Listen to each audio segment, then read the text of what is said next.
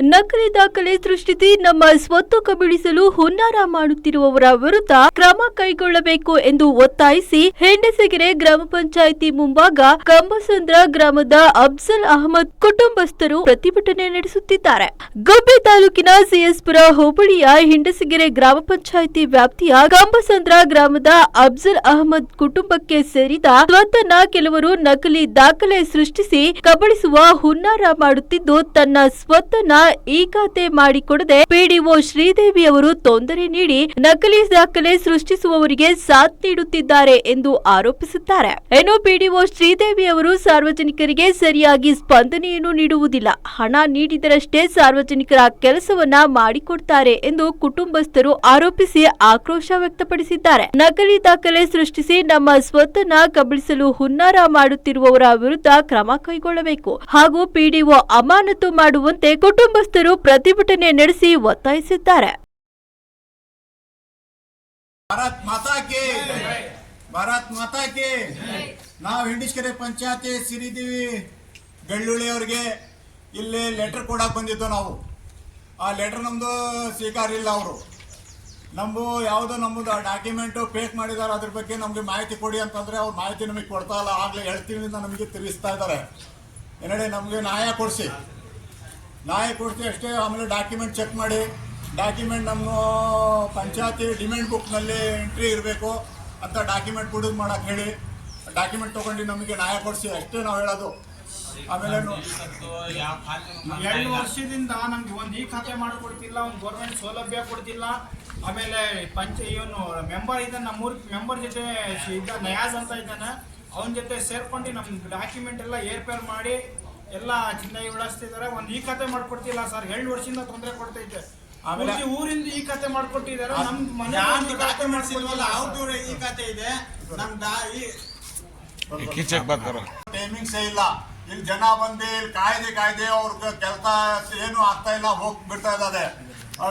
ಅಮ್ಮ ಲೆಟರ್ ತಗೊಂಡು ಬಂದು ಇಲ್ಲಿ ಕಾಯ್ಕೊಂಡು ಕುತ್ಕೊಂಡು ನಾವು ಹಣ ಕೇಳ್ತಾ ಇದ್ದಾರೆ. ನಾವು ಈಸತ್ ಮಾಡ್ಬೇಕಾದ್ರು ಫಸ್ಟ್ ಹಣ ಮಾತಾಡ್ಕೊಳ್ಳಿ, ಆಮೇಲೆ ನಿಮ್ಗೆ ಈಸತ್ ಮಾಡೋದು ಅಂತ ಜನ ಎಲ್ಲ ದೂರ ಹೇಳ್ಕೊಂಡು ಇದು ಮಾಡಿದ್ದಾರೆ.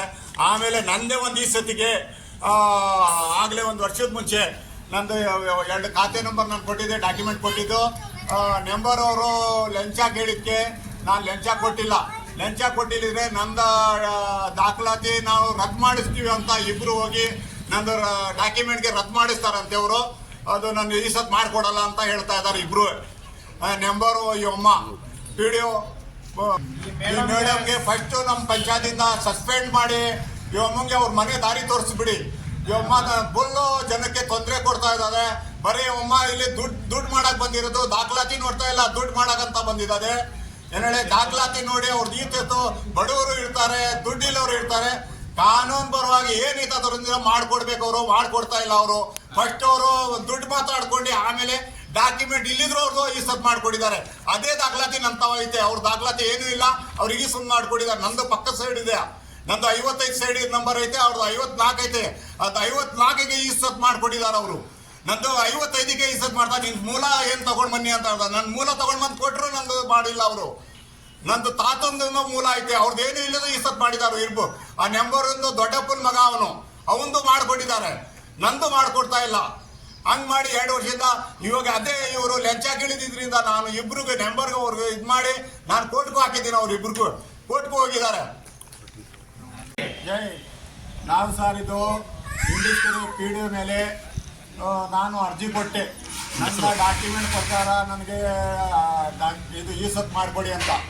ಈಸತ್ ಮಾಡ್ಕೊಡಕ್ಕೆ ಹೋದ್ರೆ ನಿಮ್ಮ ನಂಬರು ನನಗೆ ಮಾಡಿಕೊಡಬೇಡಿ ಅಂತ ಇದು ಮಾಡಿದ್ದಾನೆ. ನಾನು ಮಾಡೋಕ್ಕೆ ಬರಲ್ಲ ಅಂತ ಹೇಳ್ತಾ ಇದ್ದಾರೆ. ಯಾಕೆ ಬರಲ್ಲ ಮೇಡಮ್, ನಮ್ಮದು ಮೂಲಕ ಡಾಕ್ಯುಮೆಂಟ್ ಎಲ್ಲ ನಾನು ಕೊಡ್ತಾ ಇದ್ದೀನಿ, ನನ್ನ ಮೂಲ ಪ್ರಕಾರ ನನಗೆ ಈಸತ್ ಮಾಡಿ ಅಂತ ಹೇಳಿದ್ರೆ ನನಗೆ ಈಸತ್ ಮಾಡ್ತಾ ಇಲ್ಲ. ಈಸತ್ ಮಾಡಲ್ಲ. ಖಾತೆ ನಂಬರ್ ನಮ್ಮದು 27B 6020 ನಮ್ಮದು ಜಾಗ. ಅವನು ಬೇರೆನು ಮುಂದೆಗಡೆ 50-45ಗೆ ದಾಖಲಾತಿ ನಕಲಿ ದಾಖಲಾತಿ ಮಾಡ್ಕೊಂಡು ಬಂದು ಅವನಿಗೆ ಕೊಟ್ಟು ಅವ್ರ ಕೈಯಲ್ಲಿ ಕೊಟ್ಟಿದ್ದಾನೆ. ನನ್ನ ಡಾಕ್ಯುಮೆಂಟು ಡಿಮ್ಯಾಂಡ್ ಬುಕ್ನಲ್ಲಿ ಐತೆ, ಅವನ ಡಿಮ್ಯಾಂಡ್ ಬುಕ್ನಲ್ಲಿ ದಾಖಲಾತಿ ಇಲ್ಲ. ಆ ದಾಖಲಾತಿ ಎಲ್ಲಿತ್ತು ನಂದು, ಆ ದಾಖಲಾತಿ ತಗೊಂಡೋಗಿ ನಂದು ಎಲ್ಲ ಅವನು ನಕಲಿ ದಾಖಲಾತಿ ಮೇಲೆ ನನಗೆ ಕೋರ್ಟ್ಗೆ ಕೇಸ್ ಮಾಡಿದ್ದಾನೆ. ಕೇಸ್ ಮಾಡಿದ ಮೇಲೆ ನನಗೆ ಲಾಯರು 420 ಡಾಕ್ಯುಮೆಂಟ್ ಇದು ನೀನು ಇದು 420 ಕೇಸ್ ಮಾಡಿಸ್ ಪೊಲೀಸರಿಂದ ಅಂತ ಹೇಳಿ ನನಗೆ ಕಳಿಸ್ಕೊಟ್ರು.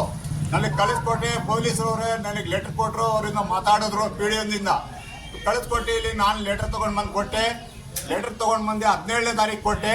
17ನೇ ತಾರೀಕು ಕೊಟ್ಟರೆ 17 ಏನು ಸಿಗ್ತಾ ಇಲ್ಲ, ನಾವು ಏನು ಕೊಡೋಕ್ಕೆ ಬರೋಲ್ಲ ಅಂತ ಇದು ಮಾಡ್ತು, ಸುಸ್ತಿ ಮಾಡಿ ತಿರ್ಗಾ ಅಮ್ಮ ಏನಾಯ್ತು, ನಾನು ಏನು ಮಾಡೋಕ್ಕೆ ಬರಲ್ಲ, ಇನ್ನೂ ನನಗೆ ನೀವು ಅರ್ಜಿ ಕೊಟ್ಟಿರೋದು ವಾರ 15 ದಿವಸ ಬೇಕು, ನಾನು ಅದೆಲ್ಲ ಚೆಕ್ ಮಾಡಿ ಇದು ಮಾಡ್ತೀನಿ ಅಂತ ಹೇಳಿ ಇದು ಮಾಡಿ ತಿರ್ಗಾ ವಾರ 15 ದಿವಸ ಆದರೂ ನಮಗೇನು ಮಾಡಿಲ್ಲ. ಅದು ಆ ಡಾಕ್ಯುಮೆಂಟ್ ನೀವು ಎಲ್ಲ ನೋಡಿ ಪರಿಶೀಲನೆ ಮಾಡಿ ನೀವು ನಮಗೆ ನ್ಯಾಯ ಕೊಡಿಸಿ ಅಷ್ಟೇ ನಾವು ಕೇಳ್ತಾ ಇದ್ದೀವಿ.